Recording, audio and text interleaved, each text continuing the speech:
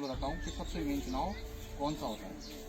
वो होता है आपका विधानसभा का। अब कैसे होता है, एक प्रधान के पास पंचायत में क्या ताकत दी गई है, एक गांव के हिसाब से 3, 4, 5 लाख रुपए का बजट, ठीक है, उसमें मनरेगा की थोड़ा सा ताकत, यही तो है। पर इस पूरे इलाके में सड़क नहीं है, स्कूल कॉलेज नहीं है, हॉस्पिटल नहीं है, तो आप ये प्रधान से नहीं मांग सकते, आप एक क्षेत्र पंचायत से नहीं मांग सकते, एक जिला पंचायत से नहीं मांग सकते।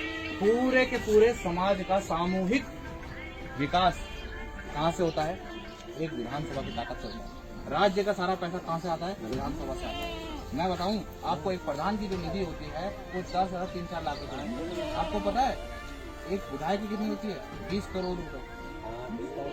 कितनी होती है, 20 करोड़ रुपए। आप सोचिए कि वो जब बारी आती है तो आप बोलते हैं हम नहीं जा रहे वहाँ बोलने, कोई बोलता है चल देख रहा है, किसी को भी दे देना। लोगों का उत्सुकता नहीं है, क्योंकि उसके प्रति आप लोगों को जानकारी कम है। ये इतना महत्वपूर्ण चुनाव है, ये आने वाला चुनाव इतना महत्वपूर्ण चुनाव है कि 15-20 सालों से आपके बीच में आपकी क्षेत्र की अपनी बेटी श्रीमती रेणु बिष्ट जी सालों साल प्रयास करती रही, निर्दलीय चुनाव लड़ा, दल के साथ चुनाव लड़ा, पर कभी भी अपना क्षेत्र नहीं बदला। वो आज कांग्रेस का प्रत्याशी कोटद्वार छोड़कर टिकट नहीं मिला वहां से, तो वहां से छोड़कर यहाँ पे आ गया। कल यहाँ से उसको लगेगा कि मेरे को यहाँ से टिकट नहीं मिल रहा, तो फिर वापस चला जाएगा। मतलब उसको इसके क्षेत्र से और क्षेत्रवासी से कोई लेना देना नहीं है। सत्ता से लेना देना है, जहाँ भी मिलेगी वहां ले लो। क्षेत्रवासी से कोई लगाव नहीं है, तो विकास क्या करेगा। मैं आपको आज स्पष्ट रूप से बता देता हूँ, क्षेत्र का होगा, आज ऐसी कोई दिक्कत है, भवन में हमारा मकान है, तो आदमी सोचता है चलो भाई जरा निकल आए, थोड़ा गाड़ी पकड़ो चल जाओ। गलत बोल रहा हूँ। आप किसी भी नेता को आज तक मिल पाए हो, आपको कोई दिक्कत आती है, लगता है ध्यान में बड़ा नेता कोई आएगा उससे मिल जाएगा, नहीं मिल सकता ना।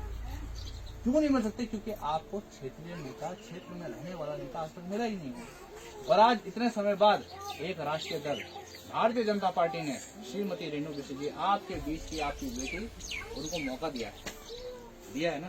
सारा खेल है प्रत्याशी का, अगर खराब प्रत्याशी किसी भी पार्टी का हो उसने कुछ नहीं करना, वो आप लोगों का पैसा चोरेगा और चला जाएगा। एक अच्छा प्रत्याशी अगर आता है तो समझ लीजिए वही आपका विकास करेगा, वही आपकी दुख को सुनेगा। और आज भारतीय जनता पार्टी ने ये मौका किसको दिया है, श्रीमती रेणु बिष्ट जी।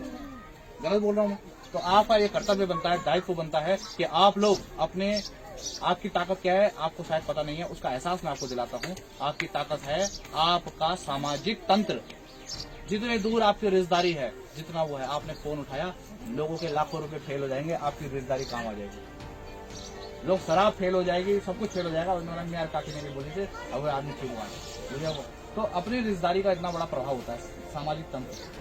और नेता लोग करते क्या है, फूट डाल करके इसी तंत्र को तोड़ देते हैं। मान लिया उन्होंने देखा ये इकट्ठा हो रखे हैं, उधर होगा, कुछ भी ऐसा मुद्दा उठाएंगे, लोग अलग अलग हो जाएंगे। अगर एक हिस्सा मेरे साथ आएगा तो दूसरा हिस्सा चिड़ के मारे अपने आप ही दूसरे तरफ चल जाएगा। इसको उसका लाभ लेंगे। संगठन में रहेंगे, संगठित रहेंगे तो लड़ाई मजबूत एक तरीके से होगी, आपका विकास होगा। तो मैं आपसे बस यही आखिरी में निवेदन करूंगा, बहुत ही महत्वपूर्ण चुनाव आने वाला है। सामने आपके घर की बेटी आपको आपके सामने खड़ी है, ये आपका दायित्व बनता है। समय बहुत कम है, शायद वो खुद ना यहाँ आ पाए। जरूरी ये है कि प्रत्याशी जीतने के बाद क्षेत्र में रहे। 10 दिन में उनको कहाँ लूटेंगे पूरे ग्राम, कहाँ रह गया दुगड्डा, कहाँ रह गया आपका ये अपना गुमखाल, और कहाँ रह गया आपका स्वर्गाश्रम, और कहाँ रह गया पूरा पीला हट गया। मैं बोलो इतना बड़ा क्षेत्र है, 10 दिन में इतने क्षेत्र में गाँव जाना असंभव है। तो आप लोगों के पास मैं आया हूँ, आप लोगों को बस इतना ध्यान रखना है कि भ्रमित करने वाले लोग बहुत आएंगे, 10 तरह की बातें करेंगे। हम तो बस कांग्रेसी थे, हम तो बस आचार्य। इसके बाद कौन आया आपके, तब कहाँ गए वो कांग्रेसी, तब आप लोग कांग्रेसी नहीं है जीतने के बाद, तो अगर गए।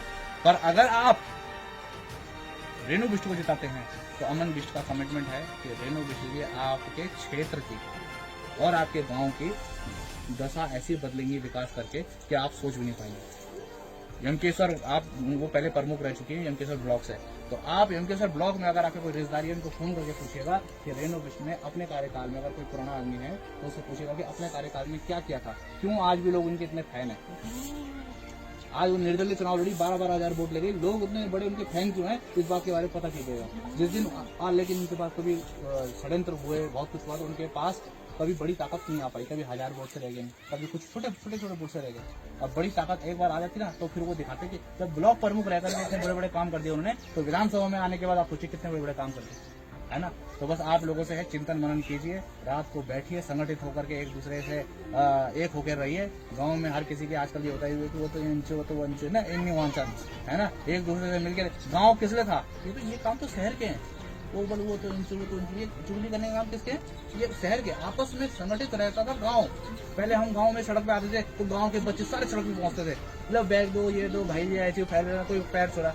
आज के टाइम पे सड़क पे आ जाता कोई देखता भी नहीं, कोई यार कोई जान दो, ठीक है ना। मैं तो गांव की जो वो थी वो भावनाएं थी वो खत्म हो गई है। इस बात को दोबारा जगाना होगा। आप लोगों को राजनीति ने 2 टुकड़ों में बांट दिया है, आप लोगों को संगठित करना होगा।